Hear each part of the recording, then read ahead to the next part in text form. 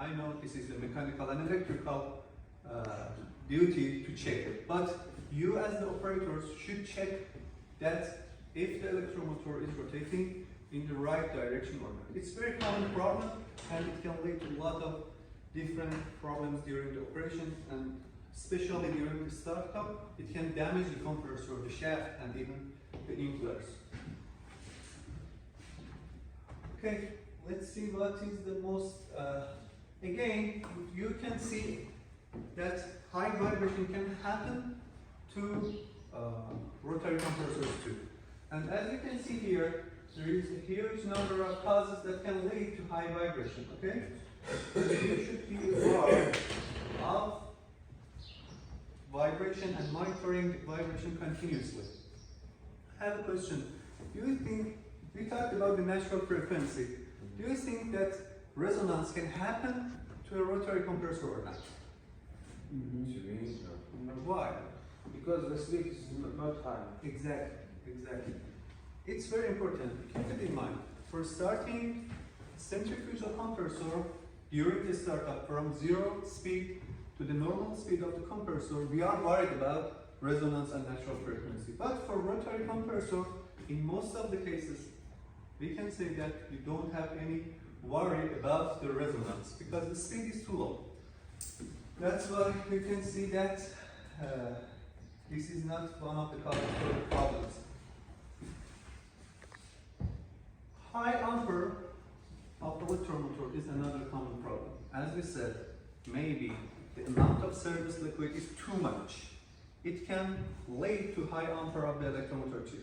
Okay, so that's very important. When you want to start a liquid ring compressor, you should check that the level of service liquid available in the compressor casing is during and between 40 to 51. Okay, if the amount of service liquid is higher than this amount, it can lead to tripping the electromotor during the startup.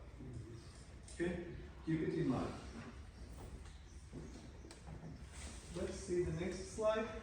And again, as you can see here, the high vibration is the most common problem, and of course it can be caused by huge amount of different causes.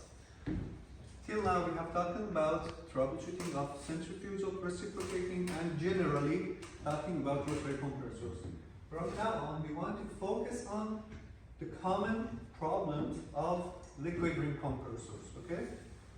Look at here, excessive noise is the first thing that we want to talk about.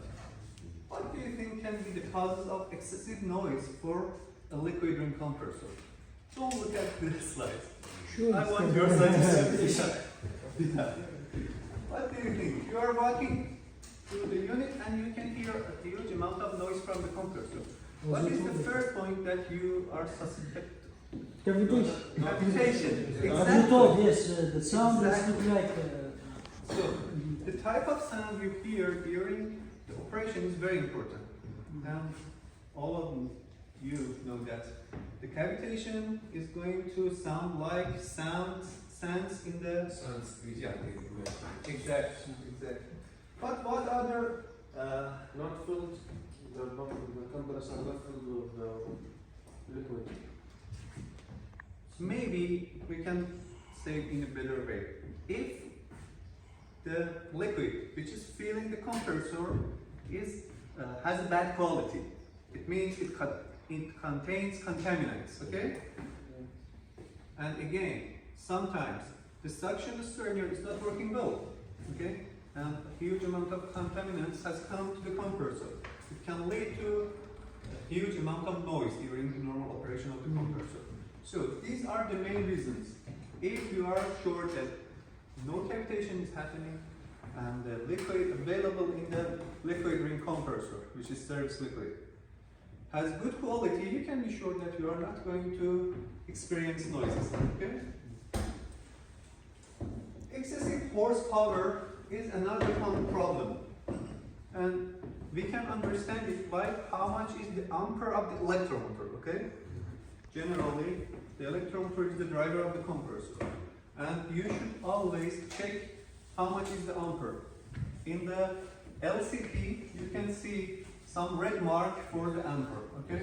Always you should monitor it because it can be caused by a lot of different reasons. Overspeed. Yes, overspeed can lead to immediately stop. But sometimes the ampere is a little amount higher than the normal situation. And it can cause that the electromotor is going to be heated. Okay? And it can produce a lot of different problems for electromotor.